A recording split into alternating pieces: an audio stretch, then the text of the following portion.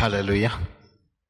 വെളിപ്പാട് പുസ്തകത്തിൽ വെളിപ്പെട്ട യേശു ക്രിസ്തു, വേറെ രീതിയിൽ പറഞ്ഞാൽ അത് പലസ്തീനിൽ യോഹന്നാനും മറ്റുള്ളവരും കണ്ട യേശുവിൽ നിന്ന് വ്യത്യസ്തനാണ്. എസൻസിലല്ല, പക്ഷേ ശരിക്കും യേശു ആരാണോ നമ്മൾ കണ്ട കാര്യം അതാണ്. അത് നമുക്ക് മനസ്സിലാകുന്നത്, അല്പമെങ്കിലും മനസ്സിലാകുന്നത് വെളിപ്പാടിലെ യേശു അല്ലെങ്കിൽ പത്മോസിലെ യേശുവാണ്. അപ്പോൾ പലസ്തീനിലെ യേശുവും പത്മോസിലെ യേശുവും നമുക്ക് ഒരുപോലെ നമ്മൾ പഠിക്കണം.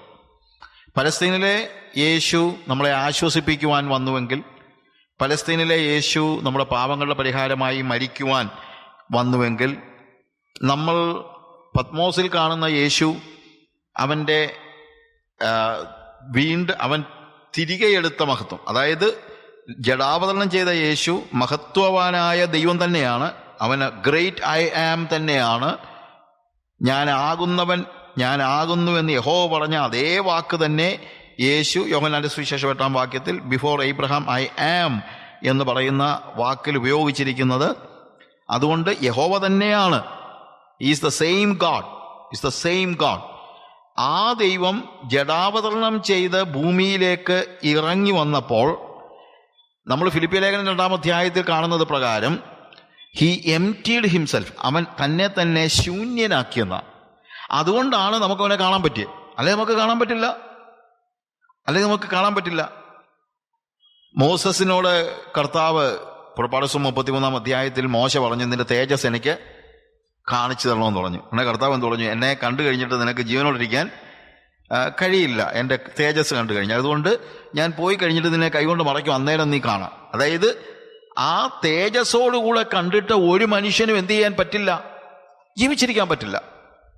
അതുകൊണ്ട് കർത്താവ് എന്ത് ചെയ്തു? ആ തേജസ്സുള്ളവനായ കർത്താവ് തന്നെ ശൂന്യനാക്കി. അതവൻ നമ്മളോട് കാണിച്ച മഹാകരുണയാണ്. അല്ലെങ്കിൽ അവനെ ഒരിക്കലും നമുക്ക് കാണാൻ കഴിയുമായിരുന്നില്ല, അവനെ ഒരിക്കലും നമുക്ക് തൊടാൻ കഴിയുമായിരുന്നില്ല, അവനെ ഒരിക്കലും അവനെ ചുംബിക്കുവാൻ കഴിയുമായിരുന്നില്ല. അവൻ തേജസ്സിൽ നിൽക്കുന്ന സമയത്ത് ഒരു മനുഷ്യന് അവൻ്റെ അടുത്തോട്ട് ചെല്ലാനോ അവനെ തൊടാനോ കഴിയില്ല, അവൻ്റെ തേജസ്. അതുകൊണ്ട് കർത്താവ് എന്ത് ചെയ്തു? He emptied himself. ഭൂമിയിലേക്ക് വരാൻ തീരുമാനിച്ചപ്പോൾ അവൻ ആദ്യം എടുത്ത തീരുമാനം എന്താണെന്ന് ചോദിച്ചു കഴിഞ്ഞാൽ കെനോസിസ്, ശൂന്യനാക്കുന്ന അവസ്ഥയാണ്. കെനോസിസ് എന്നുള്ളൊരു വാക്ക്, ശൂന്യമാക്കി. അവൻ വേഷത്തിൽ മനുഷ്യനായി, ദാസരൂപമെടുത്തു, വേഷത്തിൽ മനുഷ്യനായി തന്നെത്താൻ താഴ്ത്തി, ക്രൂശിലെ മരണത്തോളം അനുസരണമുള്ളവനായി. അവൻ തന്നെ ചെയ്ത കാര്യമാണ്, അല്ലാതെ അവനെ വേറൊരാൾ താഴ്ത്തിയതല്ല. അവൻ തന്നെത്താൻ താഴ്ത്തി, തന്നെത്താൻ ഒഴിച്ചു. അവിടുത്തെ വാക്കുകളെല്ലാം ആലോചിക്കണം. തന്നെത്താൻ. കാര്യം വേറൊരാൾക്കും അവനെ താഴ്ത്താൻ പറ്റില്ല. ഹല്ലേലൂയ. അപ്പോൾ ആ വെളിപ്പാടിൽ, അതായത് പലസ്തീനിലെ യേശുവിനെ നമ്മൾ കാണുമ്പോൾ, യോഹന്നാൻ കണ്ടതാണ്. യോഹന്നാൻ കണ്ടപ്പോൾ അവൻ പത്മോസിലെ യേശുവിനെ കണ്ടപ്പോൾ അവൻ മരിച്ചവനെ പോലെ അവനെ കണ്ടിട്ട് വെളിപ്പാട് പുസ്തകം 1-ാം അധ്യായം 17-ാം വാക്യത്തിൽ അവനെ കണ്ടിട്ട് ഞാൻ മരിച്ചവനെ പോലെ അവന്റെ കാൽക്കൽ വീണു. പലസ്തീനിലെ യേശുവിനെ കണ്ടിട്ട് ഒരിക്കലും ഇവൻ മരിച്ചവനെ പോലെ ആയിട്ടില്ല. അവനെ നമസ്കരിച്ചു എന്നുള്ളത് ശരിയാണ്, പക്ഷേ മരിച്ചവനെ പോലെ ആയില്ല. അവൻ താഴെ വീണുപോയില്ല. എന്നാൽ പത്മോസിലെ യേശുവിനെ കണ്ടപ്പോൾ അവനെ കണ്ടിട്ട് ഞാൻ മരിച്ചവനെ പോലെ അവന്റെ കാൽക്കൽ വീണു. ദൈവത്തിൻ്റെ, യേശുവിൻ്റെ ഈ രണ്ട് കാഴ്ചയും, പലസ്തീനിലെ യേശുവും പത്മോസിലെ യേശുവും ഒരുപോലെ നമ്മൾ കാണണം. കാണുമ്പോഴാണ് അവൻ ആരാണെന്നുള്ളത് നമുക്ക് കൃത്യമായിട്ട് മനസ്സിലാക്കാൻ കഴിയുന്നത്. ആ പത്മോസിലെ യേശുവിൻ്റെ ദർശനമില്ലാതെ പലസ്തീനിലെ യേശുവിനെ മാത്രം കണ്ടുകൊണ്ട് മുന്നോട്ട് പോകുന്ന ആളുകൾക്ക് ഉണ്ടാകുന്ന പ്രശ്നം, അവൻ്റെ മഹത്വം കണ്ട് അവനെ ആരാധിക്കാൻ, അവൻ്റെ മഹത്വം കണ്ടിട്ട് അവൻ്റെ സന്നിധിയിൽ താഴെ വീഴുവാൻ നമുക്ക് കഴിയാതെ പോകുന്നു. അതുകൊണ്ടാണ് നമുക്ക് റെവറൻസ് ഇല്ലാതെ പോകുന്നത്. അത് അവൻ കാണിച്ച ഒരു ഔദാര്യമാണ്. അത് നിങ്ങൾ മനസ്സിലാക്കണം. പണ്ടൊരു ബിഷപ്പ് പറഞ്ഞൊരു കാര്യമുണ്ട്. ബിഷപ്പ് പറഞ്ഞത്, ഈ താടിയൊക്കെ നീട്ടി വളർത്തിയൊരു ബിഷപ്പാണ്. ബിഷപ്പ് പറഞ്ഞു, വാത്സല്യത്തോടുകൂടെ ഈ പിള്ളേരൊക്കെ അടുത്ത് വരുമ്പോഴത്തേക്ക് ആദ്യം പിള്ളേർക്ക് പേടിയാ ബിഷപ്പിനെ കാണുമ്പോൾ. കാര്യം ഈ താടിയൊക്കെ കണ്ടിട്ടുള്ള പ്രശ്നമാണ്. അപ്പൊ അദ്ദേഹം പറഞ്ഞത്, അങ്ങനെ ഇരിക്കുമ്പോൾ കുഞ്ഞുങ്ങളെയൊക്കെ എടുത്ത് ഭയങ്കരമായിട്ട് താലോലിച്ച് എടുത്ത് മയക്കി മടിയിൽ കയറ്റി എടുത്തു. പക്ഷെ മടിയിൽ കയറ്റി എടുത്തുമ്പോൾ ഇവൻ താടിക്ക് പിടിച്ച് വലിക്കാൻ തുടങ്ങും. ഞാൻ പറഞ്ഞ മനസ്സിലാക്കണം. ഇതുപോലെ പലസ്തീനിലെ യേശു അവന്റെ എളിമ കൊണ്ട്, താഴ്മ കൊണ്ട്, അവന്റെ മഹാമനസ്കത കൊണ്ട്, അവന്റെ മഹാകരുണ കൊണ്ട് അവൻ തന്നെത്താൻ ഒഴിച്ചപ്പോൾ ശരിയായ നിലയിൽ അവന്റെ മഹത്വം എന്താണെന്നുള്ളത് കാണുന്നതിന് നമ്മൾ പലപ്പോഴും പരാജയപ്പെടുന്നു. അത് കാണണമെങ്കിൽ നമ്മൾ പത്മോസിലെ യേശുവിനെ കുറിച്ചുള്ള ദർശനം കൂടെ ഉണ്ടാകണം. ജഡാവതരണം ചെയ്ത യേശുവിനെ മാത്രമല്ല, ഉയിർത്തെഴുന്നേറ്റ മഹത്വവാനായ, മഹത്വം തിരികെ എടുത്ത ആ യേശുവിനെ കൂടെ കാണണം. ഹല്ലേലൂയ. ഇന്ന് പകലിൽ നമ്മൾ വാസ്തവത്തിൽ ഇവിടെ ഇരിക്കുന്ന വിശ്വാസികൾ എല്ലാവരും കാണണം ആ കാര്യം. അത് കണ്ടു കഴിയുമ്പോൾ നമ്മളുടെ ഇറവറൻസ് എല്ലാം ഓടി ഒളിക്കും. നമ്മൾ അവനെ ഭയപ്പെടുകയല്ല ഞാൻ പറഞ്ഞത്, അവനോടുള്ള ആദരവ് നമുക്ക് വർദ്ധിച്ചു വരുന്നത്, അവന്റെ മുന്നിൽ മരിച്ചവനെ പോലെ താഴെ വീഴുന്നത്. പഴയ നിയമത്തിൽ അബ്രഹാമിന്റെ അടുത്ത് ദൈവം ഇറങ്ങി വരുന്ന ഒരു തിയോഫാനി നമ്മൾ കാണുന്നുണ്ട്. ദൈവം ഇറങ്ങി വരുന്നു. അബ്രഹാമിന്റെ കൂടെ ഇരുന്ന് ഭക്ഷണം കഴിച്ചു. ഭക്ഷണം കഴിച്ചിട്ട് മടങ്ങിപ്പോകാൻ നേരം, ഭക്ഷണം കഴിക്കുന്നതിന് ആ സമയത്ത് തന്നെ അവന് മകനെക്കുറിച്ചുള്ള വാഗ്ദത്തം കൊടുക്കുന്നുണ്ട്. അടുത്ത വർഷം വരുമ്പോൾ നിനക്ക് ഒരു മകൻ ഉണ്ടാകും. ഭയങ്കര ആഘോഷം ഉണ്ടാകേണ്ട ഒരു വലിയൊരു കാര്യമാണ്. പക്ഷെ പോകാൻ നേരം പറഞ്ഞു, ഞാൻ ചെന്ന് സോതോമിനെ നോക്കി ആ സോതോം ചെയ്തിട്ടുള്ള തിന്മകൾക്കനുസരിച്ച് അവിടെ, അല്ലെങ്കിൽ സോതോമിന് സംഭവിക്കാൻ പോകുന്ന തിന്മയെക്കുറിച്ച്, അല്ലെങ്കിൽ നാശത്തെക്കുറിച്ച് അബ്രഹാമിനെ അറിയിച്ചു. അബ്രഹാമിനെ അറിയിച്ചപ്പോൾ പറയുന്ന ഇതാണ്, നമ്മൾ തമ്മിൽ ഉടമ്പടി ചെയ്തിരിക്കുകയല്ലേ, അങ്ങനെ ഉടമ്പടി ചെയ്ത ഒരു സാഹചര്യത്തിൽ എനിക്കിത് പറയാതിരിക്കാൻ പറ്റില്ല എന്ന് പറഞ്ഞ് സോതോമിൻ്റെ നാശത്തെക്കുറിച്ച് പറഞ്ഞു. എന്നിട്ട് മടങ്ങിപ്പോകുമ്പോൾ, ഞാൻ ആ ഭാഗങ്ങൾ സമയക്കുറവുകൊണ്ട് വായിക്കുന്നില്ല, മടങ്ങിപ്പോകുമ്പോൾ ഉൽപ്പത്തി പുസ്തകം 18-ാം അധ്യായത്തിൽ നമ്മൾ കാണുന്ന കാര്യമാണ്.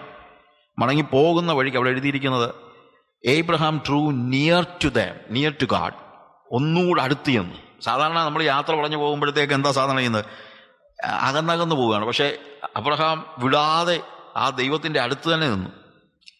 എന്നിട്ട് അവിടെ നിന്ന് ചോദിച്ചു, കർത്താവേ, നീ നീതിയുള്ള ദൈവമല്ലേ? ആ പട്ടണത്തിൽ നീതിമാന്മാരായ 50 പേരുണ്ടെങ്കിൽ അവർ നിമിത്തം ആ പട്ടണത്തെ നീ നശിപ്പിക്കാതിരിക്കയില്ലയോ, അല്ലെങ്കിൽ രക്ഷിക്കയില്ലയോ? നീതിമാന്മാരെ രക്ഷിക്കും എന്താണെങ്കിലും. അത് അബ്രഹാമിനറിയാം. നീതിമാന്മാരെ ദുഷ്ടന്മാരോടുകൂടെ എന്ത് ചെയ്യത്തില്ല, നശിപ്പിച്ച് കളയത്തില്ല. ഉടനെ അബ്രഹാം അവൻ്റെ ആ ഇന്റർസെഷൻ, അവൻ്റെ മധ്യസ്ഥത, സോതോമിന് വേണ്ടി അവൻ മധ്യസ്ഥത അണയ്ക്കുകയാണ്. ഞാൻ പല മെസ്സേജിലും പറഞ്ഞിട്ടുണ്ട്, അവൻ്റെ വ്യക്തിപരമായ ജീവിതത്തിൽ ഏറ്റവും സന്തോഷകരമായ വാർത്ത കേട്ടിട്ടിരിക്കുന്ന സമയത്ത് സോതോമിൻ്റെ നാശത്തെക്കുറിച്ച് കേട്ട് കഴിഞ്ഞപ്പോൾ അവൻ്റെ വ്യക്തിപരമായ ജീവിതത്തിലെ അവൻ്റെ മകനെക്കുറിച്ചുള്ള വാഗ്ദത്തം പോലും അവൻ മറന്നുപോയി.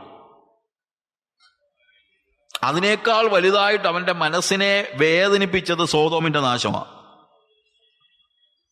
അതൊക്കെ നമ്മൾ പഠിക്കേണ്ട കാര്യമാണ്. നമുക്ക് എത്രമാത്രം നഷ്ടപ്പെട്ടു പോകുന്ന ജനങ്ങളെക്കുറിച്ച്, ആത്മാക്കളെക്കുറിച്ച് ഭാരമുണ്ടെന്നൊക്കെ ഒന്ന് ആലോചിക്കണം നമ്മൾ. പക്ഷെ ഞാൻ പറയാൻ വന്ന കാര്യം അതല്ല. അവിടെ എഴുതിയിരിക്കുന്നത് 50 നീതിമാന്മാർ അവിടെ ഉണ്ടെങ്കിൽ അവർ നിമിത്തം നീ ആ പട്ടണത്തെ നശിപ്പിക്കില്ലല്ലോ എന്ന് പറഞ്ഞപ്പോൾ ദൈവം പറഞ്ഞു, ഇല്ല, നശിപ്പിക്കത്തില്ല. ഞാൻ തമാശയ്ക്ക് ചിലപ്പം പറയാറുണ്ട്, ഇതായിരിക്കും അബ്രഹാമിൻ്റെ മനസ്സിൽ. ലോകത്ത് അങ്ങോട്ട് പോയിട്ടുണ്ടല്ലോ, അവൻ വലഞ്ഞു പോയെങ്കിലും അവൻ ആരാ? വലഞ്ഞു പോയ നീതിമാൻ. അപ്പം ഇത്രയും സമയം കൊണ്ട് ലോകത്ത് അവിടെ താമസിച്ച ഒരു 50 പേരെയെങ്കിലും നീതിമാന്മാരാക്കി കാണുമെന്നായിരിക്കും അബ്രഹാം ചിന്തിച്ചത്. അത് വേദത്തിൽ എഴുതിയിട്ടൊന്നുമില്ല കേട്ടോ, വേദത്തിൽ എഴുതിയ കാര്യമൊന്നുമല്ല, ഞാനങ്ങ് ചിന്തിച്ചതാ. പക്ഷെ പെട്ടെന്ന് തന്നെ ആലോചിച്ചു, എന്നാലും ലോകത്തല്ലേ പാർട്ടി, 50 എണ്ണത്തിനെ നേടാൻ പറ്റിയില്ലെങ്കിലോ, 45 ആണെങ്കിലോ? അപ്പോൾ വീണ്ടും അവൻ ചെന്നിട്ട് ചോദിക്കുക, കർത്താവേ, എന്നോട് ക്ഷമിക്കണേ. അതായത് ഇന്റർസീഡ് ചെയ്യാൻ ചെല്ലുമ്പോൾ പോലും ദൈവത്തിന്റെ മുമ്പിൽ അവന്റെ റെവറൻസാണ് ഞാൻ പറയുന്നത്. Who am I to stand before you? I am just dust and ash. കർത്താവെ, പൊടിയും വെണ്ണീറുമായ ഞാൻ നിന്റെ മുമ്പിൽ നിൽക്കാൻ ധൈര്യപ്പെട്ടല്ലോ, എന്നോട് ക്ഷമിക്കണേ. അവന് വേണ്ടിയല്ല ചെല്ലുന്നത്. നഷ്ടപ്പെട്ടു പോകുന്ന ഒരു പട്ടണത്തിന് വേണ്ടി ദൈവത്തിന്റെ സന്നിധിയിൽ കയറി ഒരു പ്രാർത്ഥന പ്രാർത്ഥിക്കാൻ ചെല്ലാൻ പോലും അബ്രഹാമിന് പേടിയായിരുന്നു. എന്തുകൊണ്ടാ? ദൈവം ആരാന്ന് അവനറിയാം. ഇത് കളി സ്ഥലമല്ല, ഇത് കളിസ്ഥലമല്ല. അത് നമ്മൾ മനസ്സിലാക്കണം. റെവറൻസ് വേണം. ഈ കാലയളവിൽ ഉണ്ടായ ഒരു പ്രശ്നം, നമ്മുടെ വിശ്വാസികളുടെ കൂട്ടായ്മകളിലും യൂത്ത് ക്യാമ്പിലും മറ്റിടത്തും മറിച്ചിടത്തും ഒക്കെ ആട്ടവും പാട്ടും ചാട്ടവും ഒക്കെ നടക്കുമ്പോൾ നമ്മൾ ആലോചിക്കണം, റെവറൻസ് എവിടെ? ഇത് ദൈവസന്നിധിയാണെന്നുള്ള ഒരു ബോധ്യം നഷ്ടപ്പെട്ട തലമുറ എത്ര ചാടിയാലെന്നാ, എത്ര നൃത്തം ചെയ്താലെന്നാ? എന്തുകൊണ്ടാണ് ദൈവത്തോടുള്ള റെസ്പെക്റ്റ് പോലും നഷ്ടപ്പെട്ട, ഒരു ഭീതിയില്ലാതെ, ദൈവ സാന്നിധ്യ ബോധമില്ലാതെ ഈ കിടന്ന് ചാടുന്നത്? മറ്റൊന്നുമല്ല, അവർ പത്മോസിലെ യേശുവിന്റെ ദർശനം കണ്ടിട്ടില്ലാത്തവരാ. നമ്മുടെ കൂട്ടായ്മകളിലും മറ്റുള്ള സ്ഥലങ്ങളിലും നമ്മളെപ്പോഴും ഇപ്പൊ എന്നാണ് ലോകത്തെ അനുകരിക്കുന്നതിൽ മത്സരിക്കുന്നതായ നമ്മുടെ കൂട്ടായ്മകൾ. ആ കൂട്ടായ്മകളിൽ ദൈവ സാന്നിധ്യ ബോധം നഷ്ടപ്പെടുന്നത്. അതെല്ലാ കൂട്ടായ്മയിലും ഉണ്ടാകണം. എപ്പോൾ ദൈവത്തിന്റെ സന്നിധിയിലേക്ക് നിൽക്കാൻ ചെന്നാലും നമ്മൾ ഓർക്കേണ്ടത് അവിടെ നിൽക്കാനുള്ള യോഗ്യതയൊന്നും നമുക്ക് ഇല്ല എന്നാണ്. വളരെ പ്രാർത്ഥിക്കുന്ന ഒരു മനുഷ്യന്റെ വീട്ടിൽ ഞാനൊരു സ്റ്റോറി കേട്ടതാ.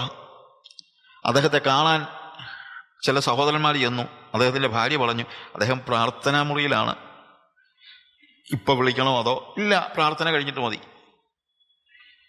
ഏകദേശം 2 മണിക്കൂർ കഴിഞ്ഞിട്ടാണ് അദ്ദേഹം ഇറങ്ങി വരുന്നത്. അദ്ദേഹം ഇറങ്ങി വന്നപ്പോഴത്തേക്ക് ഇവർ ചോദിച്ചു, 2 മണിക്കൂർ നിങ്ങൾ പ്രാർത്ഥിക്കുകയായിരുന്നോ? എന്തോ ഇത്രയും പ്രാർത്ഥിച്ചേ?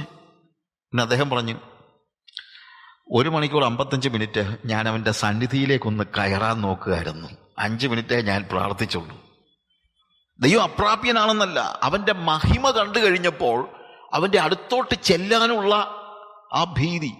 ഞാൻ പറഞ്ഞത് ദൈവത്തിൻ്റെ അടുത്തോട്ട് ചെല്ലരുതെന്ന് പ്രാർത്ഥിക്കാൻ വേണ്ടി 1.5 മണിക്കൂർ എഴുന്നേച്ചാൽ പ്രാർത്ഥിക്കാമെന്നൊന്നുമല്ല ഞാൻ പറഞ്ഞത്. പക്ഷേ അബ്രഹാം എന്താ പറയുന്നത്? പൊടിയും വെണ്ണീറുമായ ഞാൻ നിന്റെ മുമ്പിൽ നിൽക്കാൻ ധൈര്യപ്പെട്ടല്ലോ. എന്തുകൊണ്ടാണ്? അവൻ ആ സന്നിധി ബോധം. ഇന്ന് നമ്മുടെ കൂട്ടായ്മകളിൽ ഈ സന്നിധി ബോധമുണ്ടോ?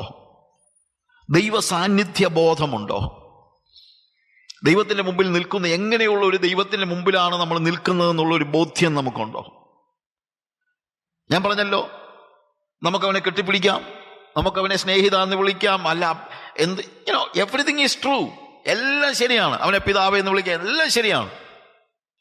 ഈ കർത്താവ് തന്നെ യോഹന്നാനെ പഠിപ്പിച്ചു. എന്താണ്?